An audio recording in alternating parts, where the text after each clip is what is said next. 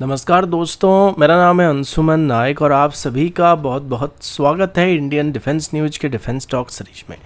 जहां पर हम रोज नए नए डिफेंस अपडेट्स के बारे में बात करते हैं। तो चलिए देर न करते हुए आज की वीडियो शुरू करते हैं।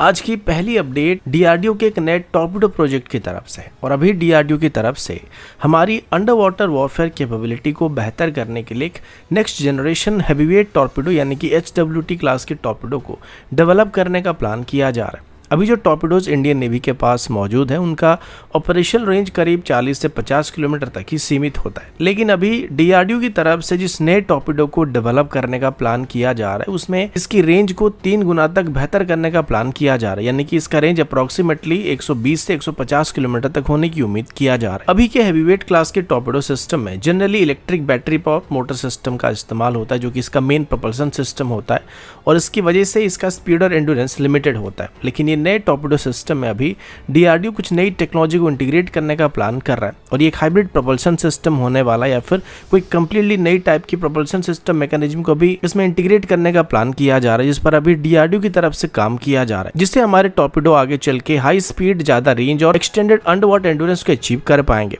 इसके अलावा खास बात यह भी है कि इन टॉर्पेडो में अभी एडवांस गाइडेंस सिस्टम का भी इस्तेमाल किया जाने वाला है, यानी कि गाइडेंस के लिए ये सिर्फ सबमरीन के इनपुट के ऊपर डिपेंडेंट नहीं रहेंगे, बल्कि मैरीटाइम पेट्रोल एयरक्राफ्ट और सैटेलाइट के डाटा से भी इनको रियल टाइम में गाइडेंस को प्रोवाइड किया जा सकता है। और इस पूरे अप्रोच को नेटवर्क टारगेटिंग सिस्टम कहा जाता है, जिसमें मल्टीपल प्लेटफॉर्म के डाटा को कंबाइन करके दुश्मन की सबमरीन वॉरशिप्स को एक्यूरेटली टारगेट किया जा सकता है।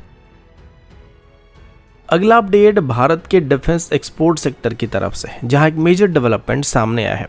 रिपोर्ट के मुताबिक सऊदी अरेबिया, वियतनाम और इंडोनेशिया जैसे देशों की तरफ से भी भारत के गाइडेड पिनाका रॉकेट सिस्टम को खरीदने में रुचि दिखाया जा रहा है। ये अपडेट खुद सोलर इंडस्ट्री के डायरेक्टर की तरफ से कंफर्म किया गया, जिन्होंने बताया कि अर्मेनिया को सक्सेसफुली इनको डिलीवर करने के बाद कई नई देश हैं जो कि पिनाका रॉकेट सिस्टम को एक्वायर करने के लिए सीरियसली इंक्वायरी कर रहे हैं। गाइडेड पिनाका की बात करें तो ये डीआरडीओ और सोलर इंडस्ट्री जैसे प्राइवेट पार्टनर के कोलैबोरेशन से डेवलप किया गया upgraded multi barrel rocket launcher system है, जो कि 75 किलोमीटर के डिस्टेंस तक हाई प्रिसिशन स्ट्राइक करने में कैपेबिलिटी रखता है। इस सिस्टम का पहला मेजर एक्सपोर्ट अर्मेनिया को किया गया था, जिसके बाद इसका परफॉर्मेंस देखने के बाद अभी वेस्ट एशिया और साउथ ईस्ट एशियन कंट्री भी इसमें इंटरेस्ट दिखाना शुरू कर रहे हैं। गाइडेड पिनाका एक इंडिजिनस आर्टिलरी सिस्टम है जो कि low cost high impact solution को प्रोवाइड कर सकता है और ये अभी के लिए एक एक्सपोर्ट ग्रेड का प्रोडक्ट बन चुका है। नॉर्मल पिनाका के बदले गाइडेड पिनाका के खास फीचर की बात करें तो इसमें प्रिसिशन गाइडेड मुनिशन को इस्तेमाल किया जा सकता है। इसमें मल्टीपल वॉरेट कैपेबिलिटी मौजूद है, जिसमें हम मिशन के हिसाब से इसकी वॉरेट को चेंज कर सकते हैं और इसे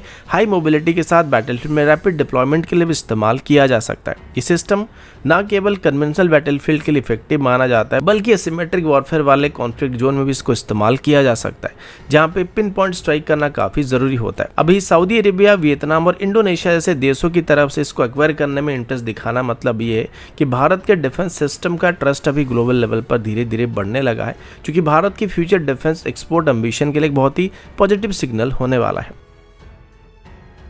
अगला अपडेट ऑपरेशन सिंदूर के इलेक्ट्रॉनिक वॉरफेयर टैक्टिक्स को लेकर है, जिसे अभी दुनिया भर के मिलिट्री एक्सपर्ट एक मास्टर क्लास इन डिसेप्शन का नाम दे रहे हैं।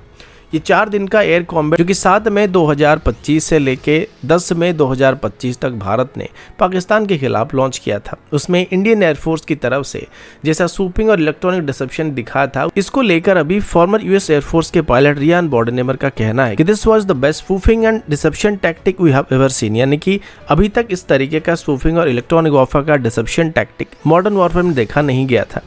उन्होंने इसका डायरेक्ट क्रेडिट इंडियन एयरफोर्स के रफाल फाइटर जेट में इस्तेमाल होने वाले एक्स का डिकॉय सिस्टम को दिया था, जो कि रफाल की स्पेक्ट्रा इलेक्ट्रॉनिक वॉरफेयर सिस्टम का एक पार्ट होता है। अब एक्स का डिकॉय सिस्टम क्या करता है? ये एक 30 kg का टोड डिकॉय सिस्टम होता है, जो कि 100 मीटर की फाइबर ऑप्टिक केबल के साथ एयरक्राफ्ट के पीछे डिप्लॉय किया जा सकता है। ये सिस्टम 500 वाट का 360 डिग्री में रडार जैमिंग सिग्नल को एमिट कर सकता है, जो कि दुश्मन के रडार को टिपिकली ये दिखाता है कि ये भी एक रियल फाइटर जेट है। और जिससे कि ये रफाल में इंटीग्रेट हुआ था तो दुश्मन को रडार में दिखेगा कि ये भी एक रियल रफाल फाइटर जेट है। इसमें AI बेस्ड एल्गोरिथम का इस्तेमाल किया जाता है, जो रियल टाइम में दुश्मन की डोपलर सिग्नल को मिमिक करता है, यानी रडार को लगता है कि वो एक असली रफाल फाइटर जेट को ट्रैक कर रहा है। फाइबर ऑप्टिक लिंक होने की वजह से ये डिकॉय कॉकपिट से रियल टाइम में कंट्रोल किया जा सकता है, जिससे पायलट को पता रहता है कि मिसाइल लॉक हुआ या फिर नहीं हुआ है और कब डिकॉय को डिप्लॉय करना चाहिए या फिर कब इसको रिट्रैक्ट करना चाहिए। यूएस एक्सपर्ट्स का कहना है कि इस दौरान यानी कि ऑपरेशन सिंदूर के दौरान इसी एक्सगार्ड डिकॉय सिस्टम ने पाकिस्तान के Chinese supplied J-10C fighter jet और PL-15E मिसाइल को इफेक्टिवली बेवकूफ़ बनाने का काम किया था। ये सिस्टम 2 सेकंड के अंदर ही डिप्लॉय किया जा सकता है और अगर जरूरत पड़े तो पायलट इसको रिट्रैक्ट भी कर सकता है, यानी कि हर मिशन में इसको रीयूज भी किया जा सकता है। और अभी पाकिस्तान की तरफ से जो क्लेम किया जा रहा था कि उन्होंने रफाल को मार गिराया था, 2 रफाल मार गिराया था, 3 रफाल मार गिराया था, तो असल में उन्होंने रफाल के बदले इन्हीं डिकॉय सिस्टम को टारगेट किया था और इसी को मार गिराने का क्लेम किया था। भले ही उन्होंने रफाल पर मिसाइल को फायर किया होगा, लेकिन जैसे ही रफाल के पायलट को पता चला होगा कि उन पर मिसाइल को फायर किया जा रहा है, तो वो तुरंत ही डिकॉय सिस्टम को डिप्लॉय किए होंगे, जो कि पैरेंट एयरक्राफ्ट से अलग होकर 100 मीटर के डिस्टेंस से टो होता रहेगा। और इससे होगा ये कि जब मिसाइल पीछे से आएगा तो उसको सबसे पहले डिकॉय मिलेगा, जो कि एक्चुअल रफाल के RCS को मिमिक कर रहा होगा। और जैसे कि ये फाइबर ऑप्टिक केबल के जरिए मेन एयरक्राफ्ट के साथ कनेक्टेड होगा, तो दुश्मन के रडार और किसी भी सर्वेलेंस प्लेटफॉर्म एक्चुअल एयरक्राफ्ट और डिकॉय सिस्टम के बीच फर्क को वहां पे नहीं कर पाएंगे। और इसी वजह से इस डिकॉय सिस्टम को भी यूनाइटेड स्टेट एयरफोर्स के फॉर्मर पायलट की तरफ से ऑपरेशन सिंदूर के दौरान गेम चेंजर कहा जा रहा है। अगला अपडेट DRDO के एक नए और highly advance radar development program की तरफ से है, जहां भारत की तरफ से भी मल्टी स्टैटिक रडार सिस्टम को डेवलप करने की बात सामने आई है, जो कि स्टेल्थ एयरक्राफ्ट जैसे लो ऑब्जर्वेबल टारगेट को भी डिटेक्ट करने में कैपेबल होने वाले हैं।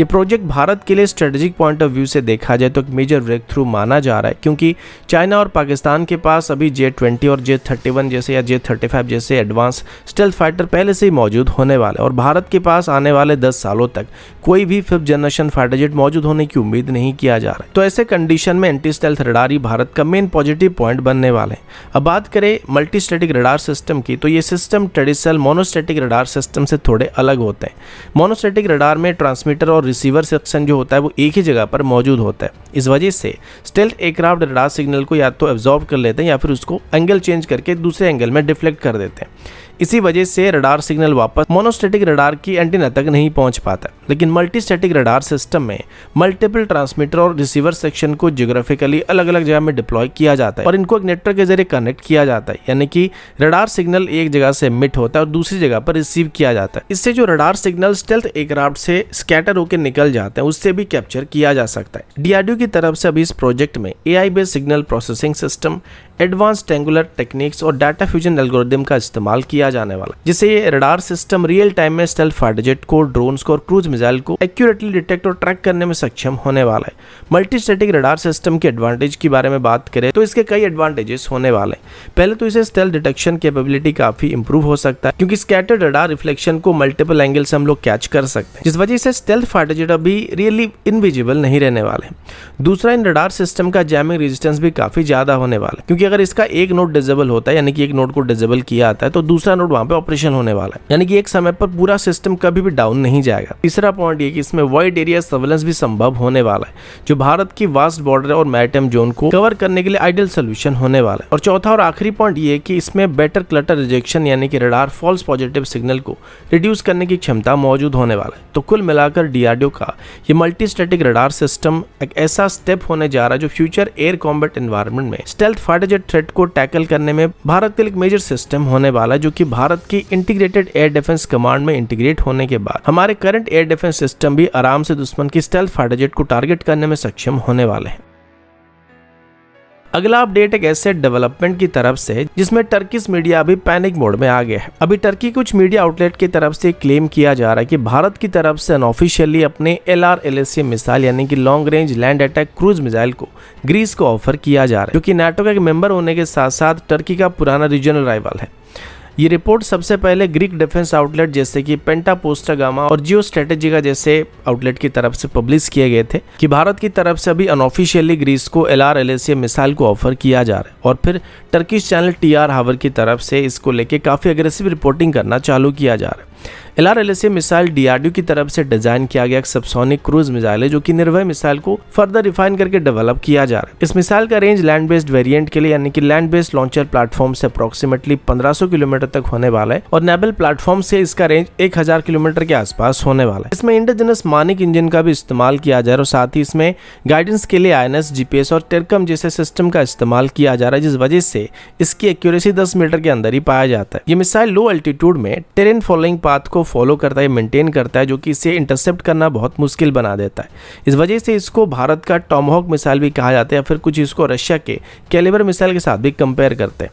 जियोपॉलिटिकल एंगल की बात करें तो अभी टर्किश मीडिया का कहना है कि ये LRLSA मिसाइल अगर ग्रीस के पास चला जाता है तो ये आइजन रीजन का पूरा बैलेंस डिस्टर्ब कर सकता है और मिसाइल की मदद से ग्रीस थियोरेटिकली टर्की की एयरबेस जैसे कि इजमिर और चनाकल और उनके कई रडार इंस्टॉलेशन को भी टारगेट कर सकता है। उन्होंने ये भी क्लेम किया कि अगर भारत ग्रीस को मिसाइल को प्रोवाइड करता है तो इससे टर्की की S-400 सिस्टम या एयर डिफेंस सिस्टम के लिए भी खतरा बढ़ने वाला है, क्योंकि LRLSA missile complex evasive manoeuvre को करने के साथ साथ टेरन हगिंग फ्लाइट प्रोफाइल को मेंटेन करता है, जो कि S-400 सिस्टम के लिए प्रॉब्लम को क्रिएट करने वाला है। अब टर्की का ये रिएक्शन सिर्फ मिसाइल तक ही लिमिटेड नहीं है। TR आवर जैसे आउटलेट की तरफ से भी क्लेम किया जा रहा है कि ग्रीस की तरफ से अभी ऑपरेशन सिंदूर के टाइम भारत के रफाल और उनकी टैक्टिक को स्टडी किया जा रहा है और उन्होंने भारत से कुछ ऑपरेशनल इनसाइट भी लिया है, जो कि आगे चल के टर्किश एयरफोर्स के अगेंस्ट में वॉर गेमिंग और ट्रेनिंग सिनेरियो को डेवलप करने में ग्रीस को मदद करने वाला है। और सबसे इंटरेस्टिंग एंगल ये है कि टर्किश मीडिया की तरफ से इस पूरे डेवलपमेंट को भारत का रिवेंज मूव भी बताया जा रहा है, क्योंकि ऑपरेशन सिंदूर के टाइम पर टर्की की तरफ से ओपनली पाकिस्तान को सपोर्ट किया गया था, जिस वजह से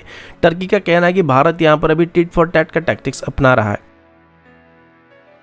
अगला अपडेट DRDO के एक बहुत ही फ्यूचरिस्टिक और game changing under water drone system की तरफ से है। DRDO की तरफ से बताया गया कि अभी वो एक नए प्रोजेक्ट को स्टार्ट करने वाले हैं, जिसका नाम unmanned launchable under water aerial vehicle या UAV होने वाला है, जो कि कन्वेंशनल सबमरीन से टॉर्पेडो ट्यूब से फायर किए जा सकते हैं। ये एक हाइब्रिड ड्रोन सिस्टम होने वाला है जो पहले अंडर वाटर में ट्रेवल करेगा, फिर सरफेस में आने के बाद एक एरियल ड्रोन की तरह ऑपरेट करेगा, जिससे एक सबमर्ज सबमरीन को भी ओवर द होराइजन सर्वेलेंस और स्ट्राइक कैपेबिलिटी को सीक्रेटली परफॉर्म कर सकेगा। अब इसकी वर्किंग मैकेनिज्म के बारे में थोड़ा बात करें तो सबमरीन के टॉर्पेडो ट्यूब से एक स्पेशली डिजाइन कैनिस्टर को लॉन्च किया जाएगा, जिसके अंदर UAV मौजूद होने वाले हैं। जब ये कैनिस्टर सरफेस पे आएगा यानी कि पानी के ऊपर जाएगा तो ये ओपन होकर ड्रोन वहां से लॉन्च होना स्टार्ट हो जाएगा और ये तुरंत ही एरियल मोड में ट्रांजिस्ट कर जाएगा। इसके बाद ये ड्रोन नॉर्मल ड्रोन की तरह ऑपरेट करने वाला है, जो कि दुश्मन के एरिया के ऊपर जाके रियल टाइम सर्विलेंस,